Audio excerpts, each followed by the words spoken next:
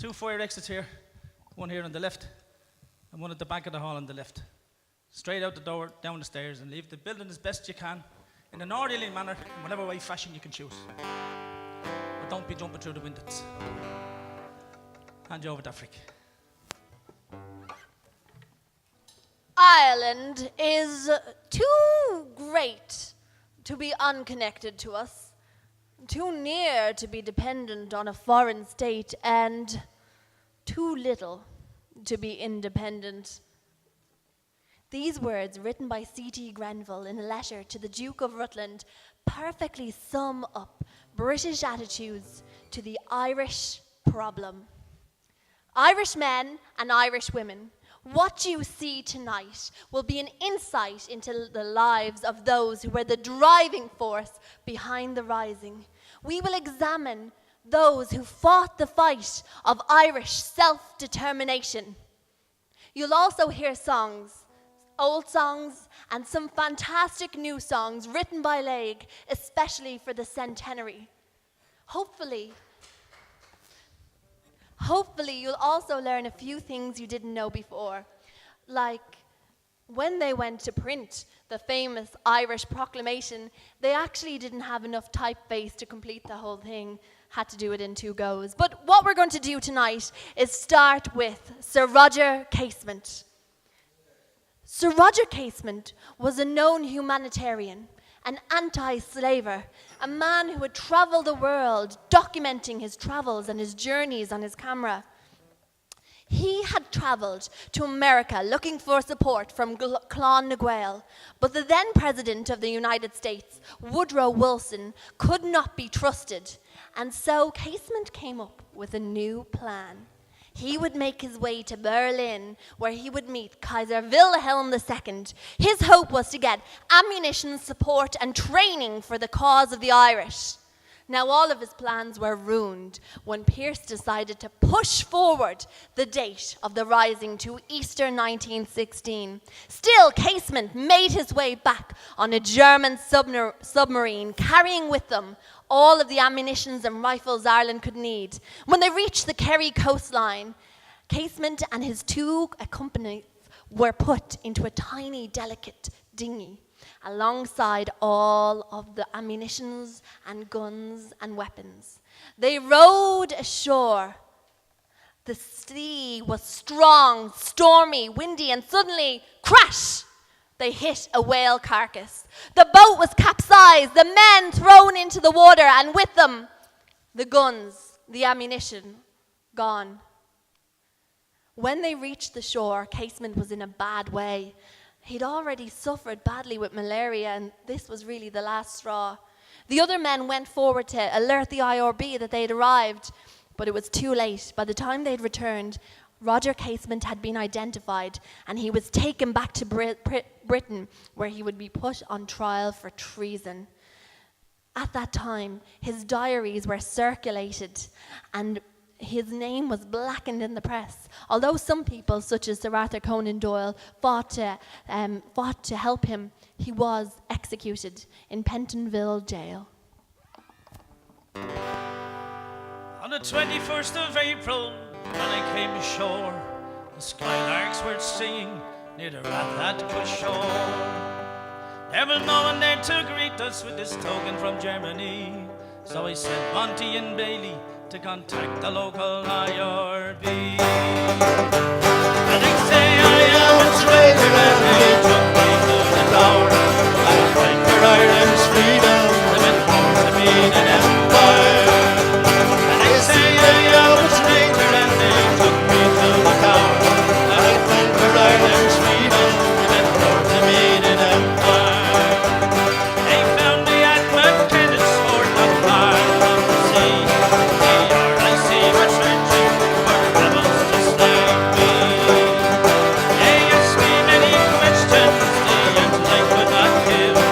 Send me to the tower to end this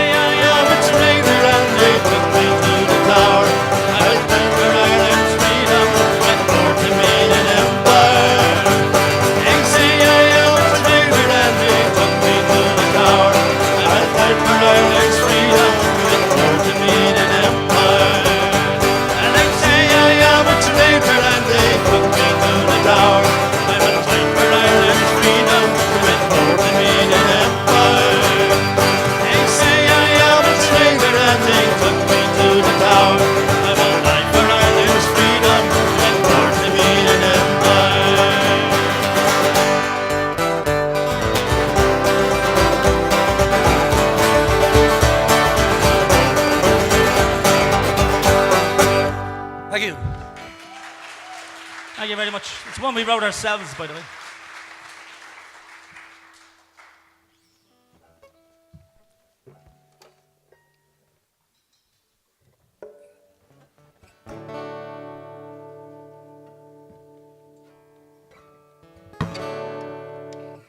Twas on Good Friday morning, all on an April day, a German ship was signalling beyond out in the bay, with 20,000 rifles all ready for to land.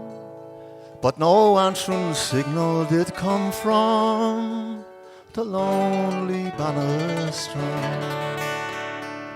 No signal answers from the shore, Sir Roger sadly said.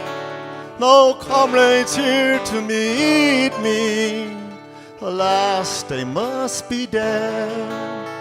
But I must do my duty, and at once I mean to land. So in a small boat rowed ashore on the lonely Bannistrand. Now the RIC were hunting for Sir Roger high and low. They found him at McKenna's fort, said they, you are a foe. Said he, I'm Roger Casement, and I've come to my native land, and I mean to free my countrymen from the lonely Bannistrand. Well, they took Sir Roger prisoner, and they sailed for London town. And in a tower they laid him, a traitor to the crown. Said he, I am no traitor, but his trial he had to stand for bringing German rifles to the lonely Bannistrand. 'Twas in an English prison that they laid him to his death. I'm dying for my country, he said with his last breath. They buried him in British soil, far from his native land, and the wild waves sing his requiem on the lonely Bannistrand. Well, they took Sir Roger home again in the year of 65, and with his comrades of 16 in peace and tranquil lives, his last fond wish it is fulfilled, to lie in his native land, and the wild waves rolled in peace once more on the lonely Bannistrand.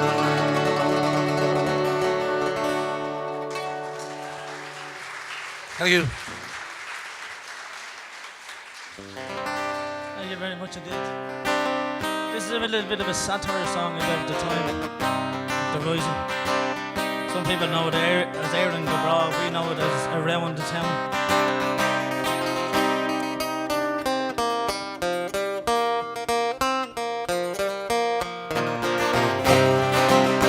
I'll sing you a song of Around the Town. As the green flag went up and the crown flag came down, as the nature and sweet to sing every song, and they played the best games played in Aaron. God bless Colin Pearson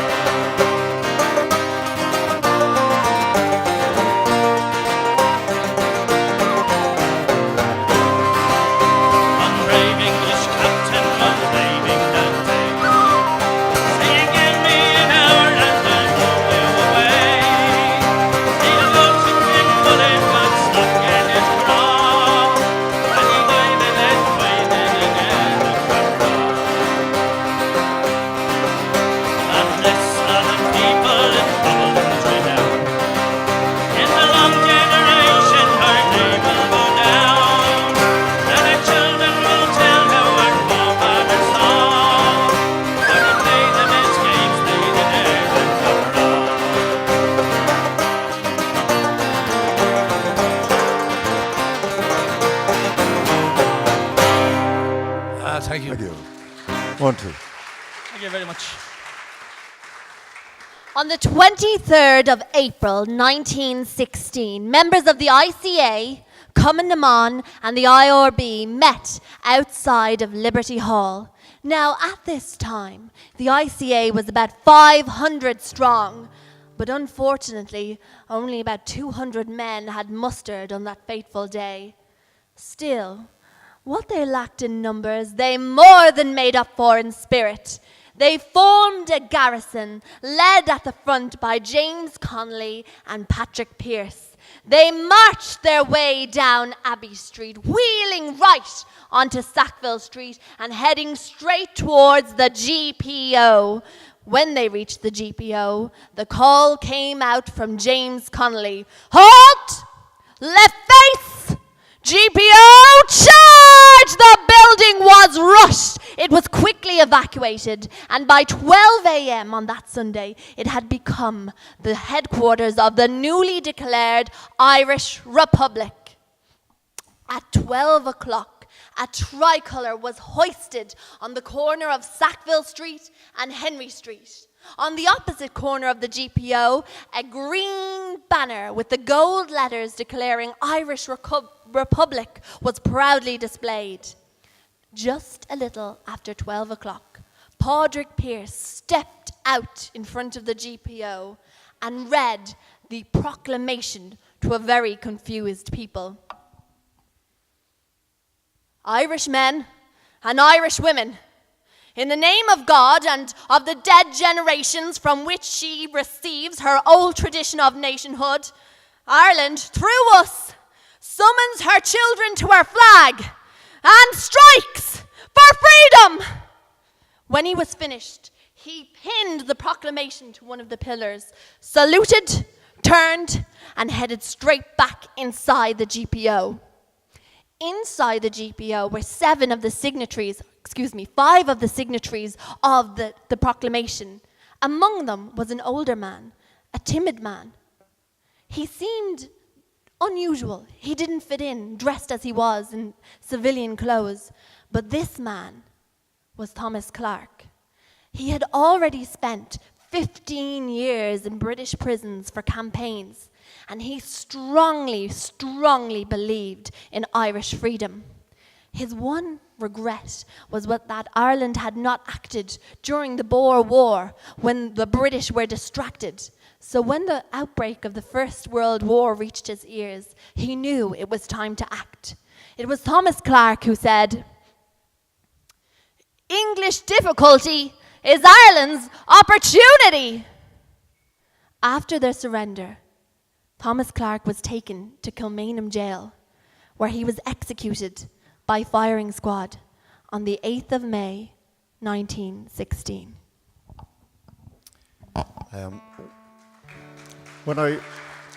Thank you, Afric.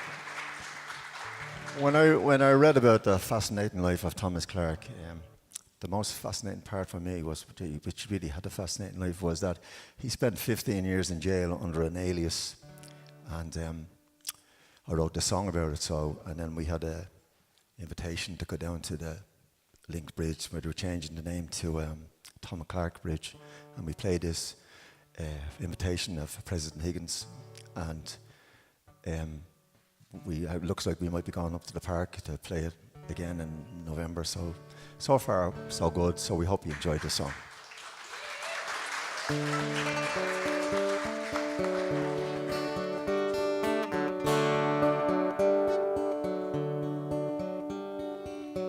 As I lay here in Pentonville, the jail in London town, my heart is in Dungannon, in the county of Tyrone. They call me Henry Wilson here, for I keep them in the dark. And I'll die for Ireland's freedom, and my name is Thomas Clarke. Beneath the flag of gold and green, I stood with Pierce and Connolly. I fought for liberty. Beneath the flag of gold and green, I gave my life for Ireland beneath the flag of green.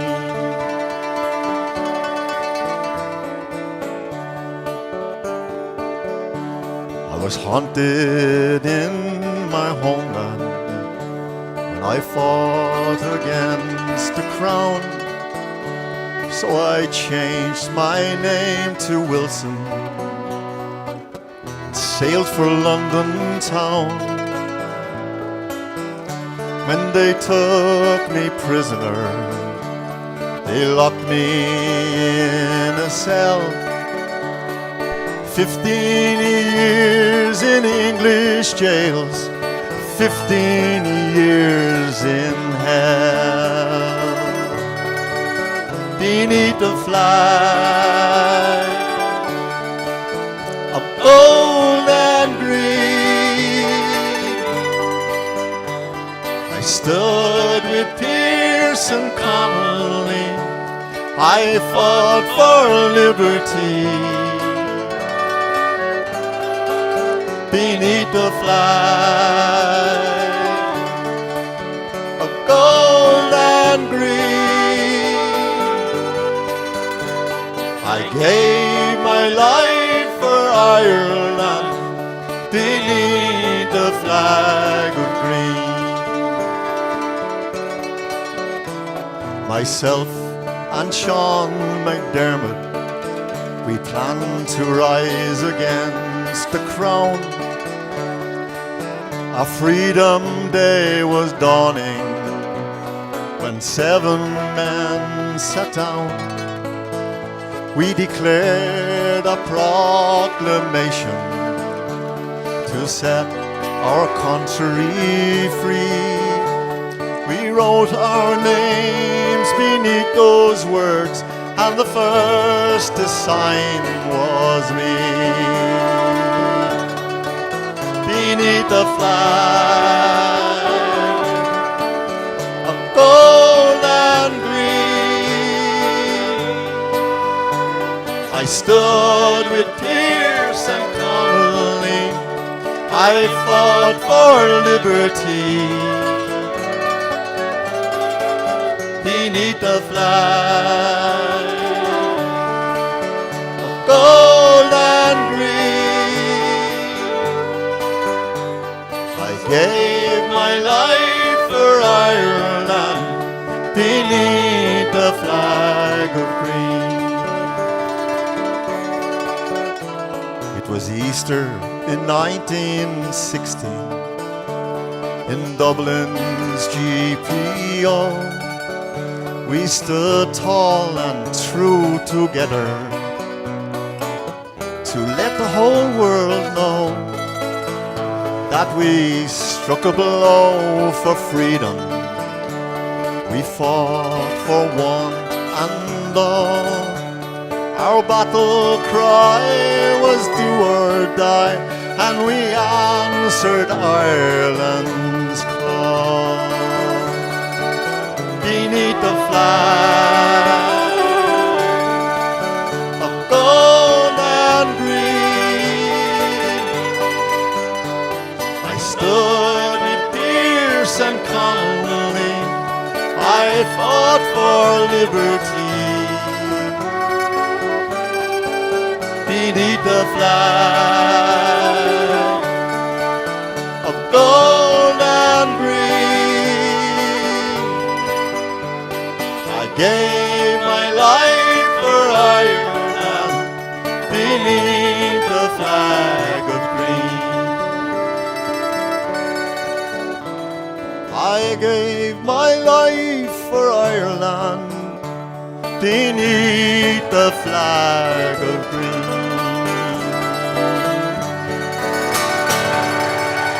Thank you. Thank you.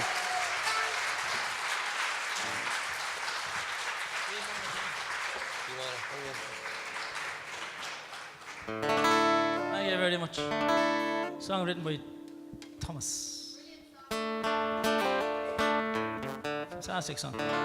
This next song was actually written by a canon from a holy person from County Down in around 1919 when he came down for the reading of the first doll. It was called The Foggy Jew.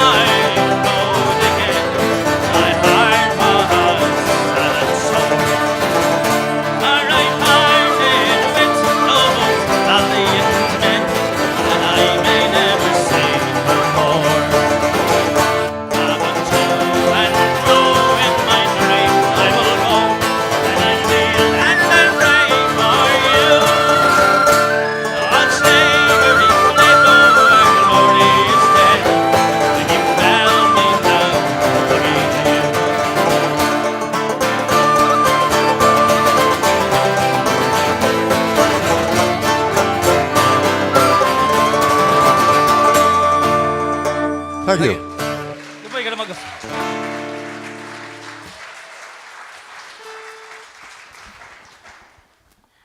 Alongside Padraig Pearse and James Connolly and Thomas Clarke in the GPO was another determined young man.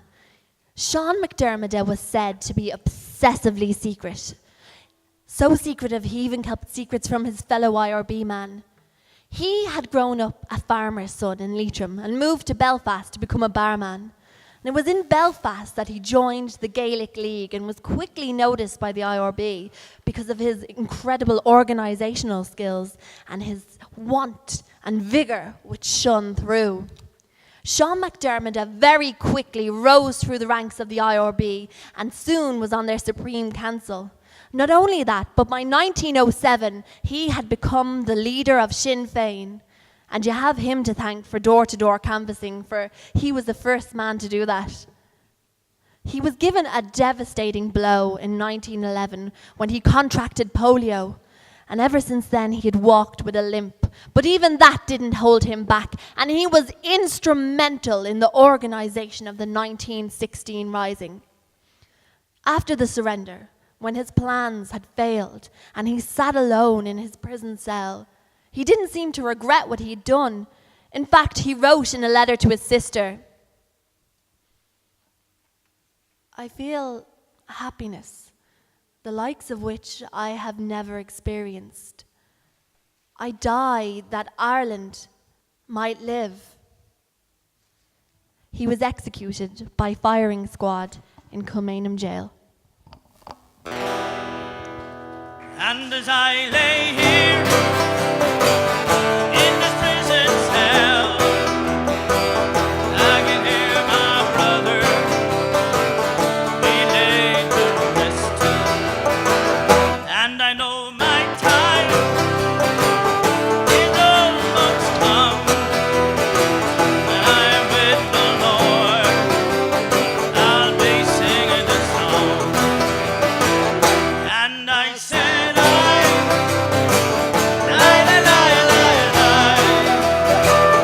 I'm an Irishman. This here's my land.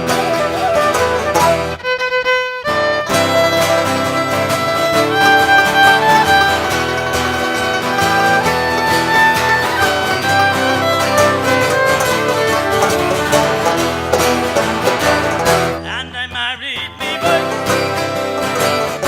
in the prison chapel. And in minutes, and then she says, "I'll see you in heaven." And as I went back and away to my pain, she was led away from the prison gate. And I said,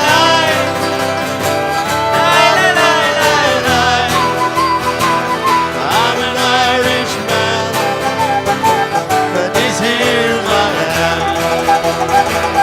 And I said,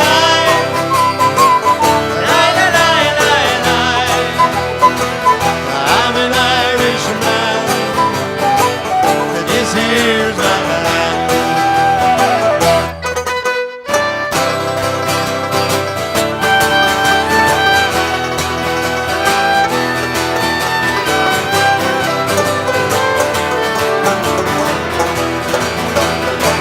So in the month of May 1916, these are the men who were killed in Kilmainham jail, all for fighting for your freedom. So each day when you rise and each night when you lay your head down, spare a thought for all the men, women and children who died fighting for it. These are the men who lost their lives in Kilmainham jail. And Patrick Pearce, Thomas Clark, Tom MacDonald, Joseph Lockwood, Edward Daly, William Pearce, Michael Handlin, John McBride, Eamon Cat, Michael Manley, Con Corbett, Sean Houston, Sean McDermott, and James Connolly. And I said,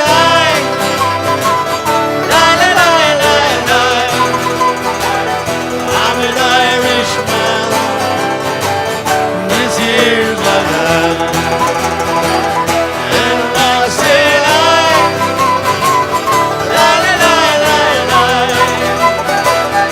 I'm an Irishman. This here's my land. This here's my land. This here's my land. This here's my land.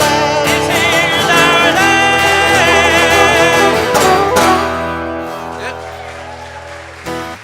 You might get him out of.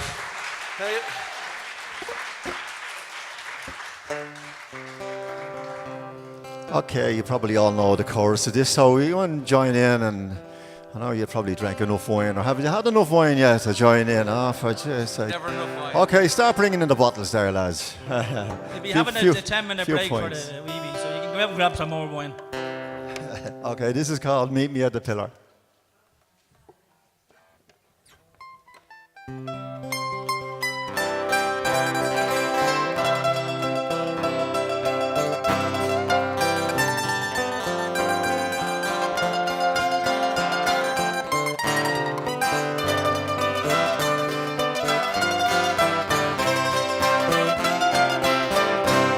I was walking down by Island Bridge, just doing as I please. This April day the sun was warm, there was but a gentle breeze.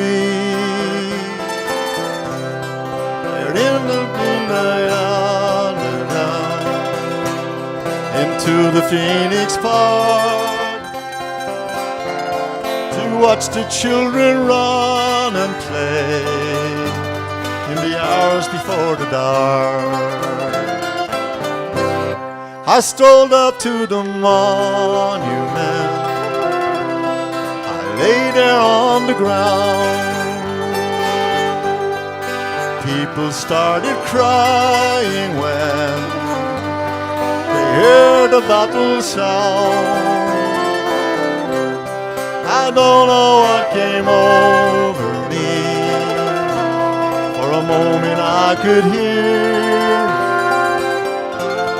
the echo of a soldier's voice whispering in my ear. Let's hear it. Meet me at the pillar, son. Please meet me there at noon. I need you, brave young Irishmen. There's something we must do. Meet me at the pillar, son, and still it's not too late. It's time to sing our freedom song. Come soon, I cannot wait. I turned around to see this man, but nobody was there. In the distance I could hear the drums, stillness filled the air. I closed my eyes and in this dream, a soldier I could see. He said his name was Padraig Pearse, and he kept on calling me.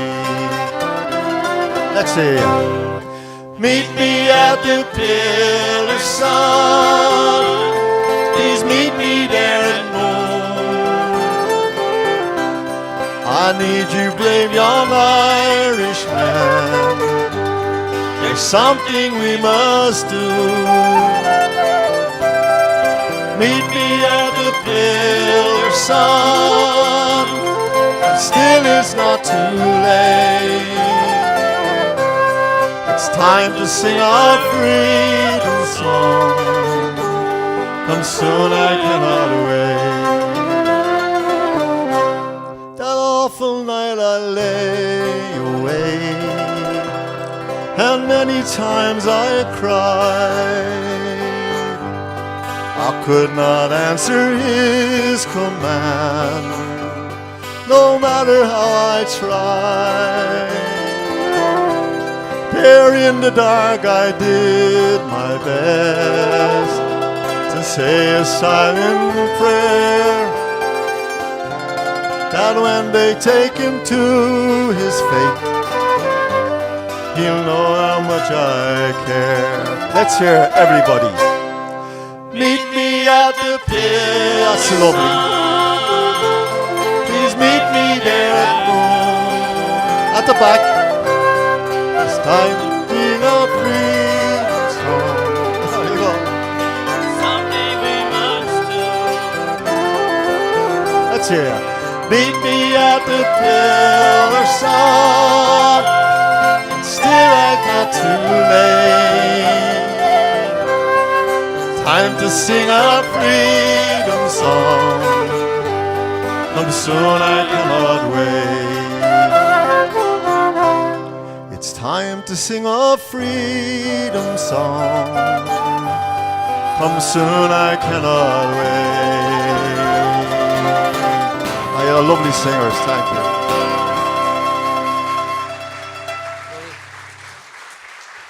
Oh, you're lovely. The British weren't idle during this period. An urgent request for reinforcements was quickly sent out by General Brigadier William Laeg, who was the commander of His Majesty's forces in Ireland at this time. Soldiers were very hastily organised in London, so hastily that many of them left their guns and munitions behind on the platform as the train took off. They set sail on the mail steamer, the Ulster, for Kingston Harbour. Meanwhile, in St. Stephen's Green, Commandant Michael Mann and Countess Margaret were stationed. Stephen's Green turned out to maybe have been a poor choice, strategically speaking, for a garrison. It was overlooked on all sides by buildings, and British soldiers were stationed in the shell-burnt hotel, shooting down from the Irishmen. And very quickly, the Irish found themselves hurrying to the Royal College of Surgeons. There were women at the time on both sides of the fighting. Irish women who were dependent, of course, on pensions and money that was coming through the DPO from the British Army, where their sons, brothers, fathers were fighting, were desperately unhappy with it. There was also women fighting in Cumann and alongside Audrey Pearson's the GPO was, of course, Elizabeth DeBarra. When she spoke to the Cumann, the Countess Margaret had this advice. Wear short skirts, silly boots. Put your jewelry and your gold wands in the bank.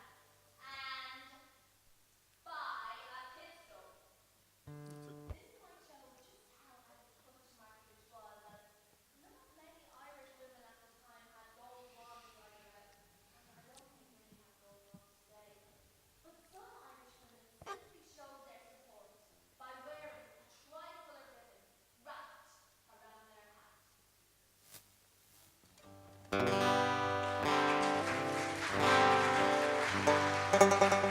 This one called Shoulder to Shoulder about the fight in St. Stephen's Green, and it was written by everybody here on stage. Shoulder to shoulder together up the Stephen's Green. Alan, the Countess and the flags they were carrying. 1916 they were fighting for Ireland. Willing to die for our freedom. Willing to die for us all. It was early in the morning as we moved and it was on. They were fired around the building up above in Stephen's Green. For 2 long days we fought. The battle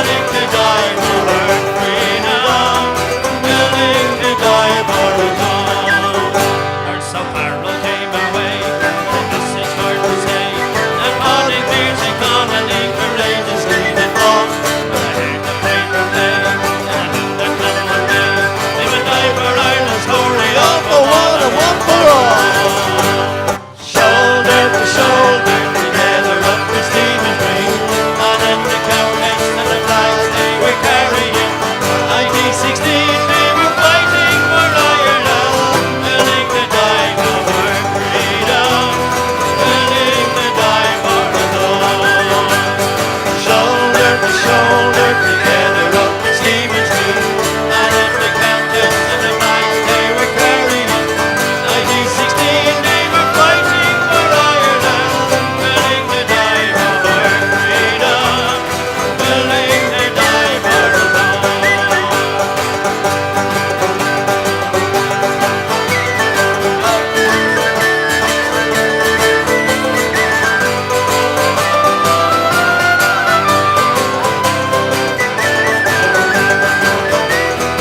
Willing to die for us all. Thank you. That's one of Thank our you own. very much. Okay, we're going to do this song now, and we're going to take a short little break for all you wine drinkers who want to visit the little men and girls' rooms. If you want. Or you want, you can stay here and we won't have a break. It's up to you. It needs more wine outside, you know. Okay, this is the song that Afric mentioned earlier. And by the way, a big round of applause for Afric there. She's done a fabulous job so far. Thank you. Right, she's just over there hiding behind the Laeg sign, by the way. Okay, this is called the Tricoloured Ribbon. It's about the women in the day wore ribbons around their hats to support the men. So you can all join in if you know the chorus. I had a true love if ever a girl had one. I had a true love and a brave lad was he. On fine Easter Monday with his gallant comrades, he started away for to set while we're free. So all around my hat I wear a tricolored ribbon, all around my hat until death comes to me. If anybody's asking me why do I wear it, it's all about my own love I never more see. He whispered goodbye, love, old Ireland is calling. High over Dublin the tricolour flies. On the streets of our city the bowman is calling. The sweet birds are singing, old Ireland arise. So all around my hat I wear a tricoloured ribbon up. All around my hat until death comes to me. If anybody's asking me why do I wear it, it's all for my own true love I never want to see. In prayer and in waiting, the dark days passed over. Hold up the gun, brought no message to me. I pray for my true love, I pray for old Ireland, that he might be safe and old Ireland be free. So all around my hat I wear a tricolored ribbon, all around my hat until death comes to me. If anybody asks me why do I wear it, it's all for my own true love I never more will see. Oh, the struggle had ended, the dark days passed over. His last whispered message they sent on to me. I was true to my number, I died for a glory. I gave up my life for to set wild and free. Let's hear ya. So all around my hat I wear a tricolored ribbon, all around my hat until death comes to me. If anybody's asking me why do I wear it, it's all for my own true love I never more will see. So all around my hat I wear a tricolored ribbon, all around my hat until death comes to me. If anybody's asking me why do I wear it, it's all for my own true love I never more will see. Thank Thank you, and we'll see you in a few minutes. See you in a few minutes.